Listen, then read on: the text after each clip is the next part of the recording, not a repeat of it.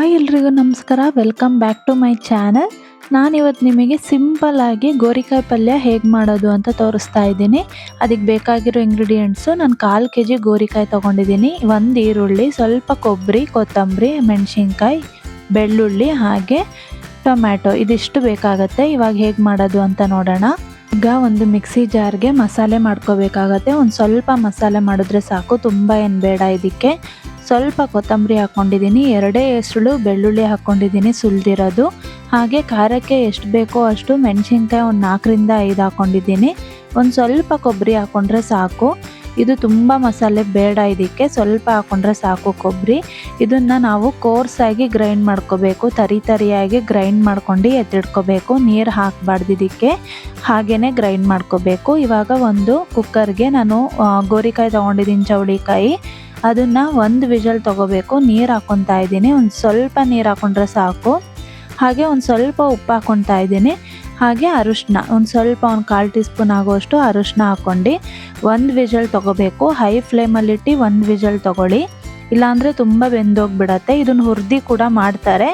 ಈ ಥರ ಮಾಡಿದ್ರೆ ಟೇಸ್ಟ್ ಚೆನ್ನಾಗಿರುತ್ತೆ, ಬೇಗನೂ ಬೆಂದೋಗಿಬಿಡತ್ತೆ, ಕ್ವಿಕ್ಕಾಗಿ ಆಗಿಬಿಡತ್ತೆ ಪಲ್ಯ. ಇವಾಗ ನೋಡಿ 1 ವಿಷಲ್ ಆಗಿದೆ, ಬೆಂದಿದೆ. ನಾನು ನಿಮಗೆ ತೆಗ್ದು ತೋರಿಸ್ತೀನಿ. 1 ವಿಷಲ್ ಸಾಕು, ಹೈ ಫ್ಲೇಮಲ್ಲಿ ಇಟ್ಟು ತೊಗೊಳ್ಳಿ. ನೋಡಿ ಇವಾಗ ಇದು ರೆಡಿ ಆಗಿದೆ, ಬೆಂದಿದೆ. ಇವಾಗ ಇದಕ್ಕೆ ಒಗ್ಗರಣೆ ರೆಡಿ ಮಾಡ್ಕೊಳ್ಳೋಣ. ನಾನಿವಾಗ ಒಂದು ಪ್ಯಾನ್ಗೆ ಎಣ್ಣೆ ಹಾಕ್ಕೊತಾ ಇದ್ದೀನಿ. ಎಷ್ಟು ಬೇಕೋ ಅಷ್ಟು 1/4 kg ನಾನು ಮಾಡಿ ತೋರಿಸ್ತಾ ಇದ್ದೀನಿ. ನೀವು ಜಾಸ್ತಿ ಬೇಕಂದರೆ ಜಾಸ್ತಿ ಮಾಡ್ಕೊಳ್ಳಿ. ಇವಾಗ ಎಣ್ಣೆ ಬಿಸಿ ಆದಮೇಲೆ ನಾನು ಒಂದು ಮೀಡಿಯಮ್ ಸೈಜು ಈರುಳ್ಳಿನ ಸಣ್ಣದಾಗಿ ಹೆಚ್ಚಿ ಹಾಕ್ಕೊಂಡಿದ್ದೀನಿ. ಈರುಳ್ಳಿ ಚೆನ್ನಾಗಿ ಟ್ರಾನ್ಸ್ಪರೆಂಟ್ ಆಗೋ ತನಕ ಹುರ್ಕೋಬೇಕಾಗತ್ತೆ. ಟ್ರಾನ್ಸ್ಪರೆಂಟ್ ಆದಮೇಲೆ ಒಂದು ಟೊಮ್ಯಾಟೊ, ಅದೂ ಅಷ್ಟೇ ಮೀಡಿಯಮ್ ಸೈಜ್ ಟೊಮ್ಯಾಟೊನ ತೊಗೊಂಡಿದ್ದೀನಿ.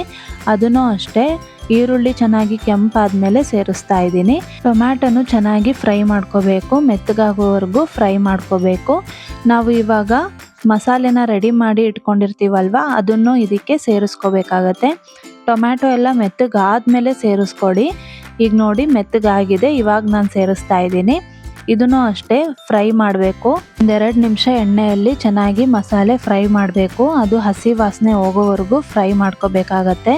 1-2-3 ನಿಮಿಷ ಫ್ರೈ ಮಾಡ್ಕೊಂಡಾದ್ಮೇಲೆ ಅದಕ್ಕೆ ನಾನಿವಾಗ ರುಚಿಗೆ ತಕ್ಕಷ್ಟು ಉಪ್ಪನ್ನು ಸೇರಿಸ್ತಾ ಇದ್ದೀನಿ.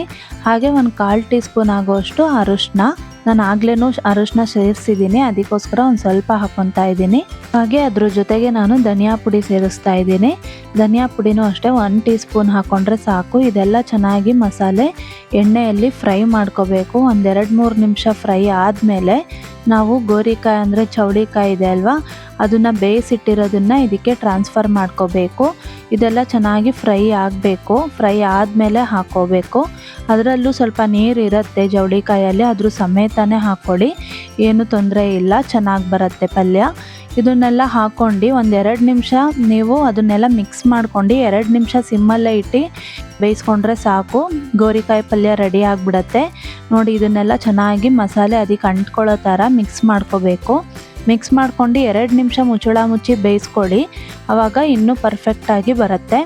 ಇವಾಗ ನೋಡಿ ನಾನು ಬೇಯಿಸಿದ್ದೀನಿ, ರೆಡಿಯಾಗಿದೆ ಗೋರಿಕಾಯಿ ಪಲ್ಯ, ತುಂಬ ಚೆನ್ನಾಗಿರುತ್ತೆ. ನಾನಿಲ್ಲಿ ರಾಗಿ ರೊಟ್ಟಿಗೆ ಮಾಡಿ ತೋರಿಸಿದ್ದೀನಿ, ನೀವು ಚಪಾತಿ, ಅಕ್ಕಿ ರೊಟ್ಟಿಗೆಲ್ಲ ಮಾಡ್ಕೋಬೋದು.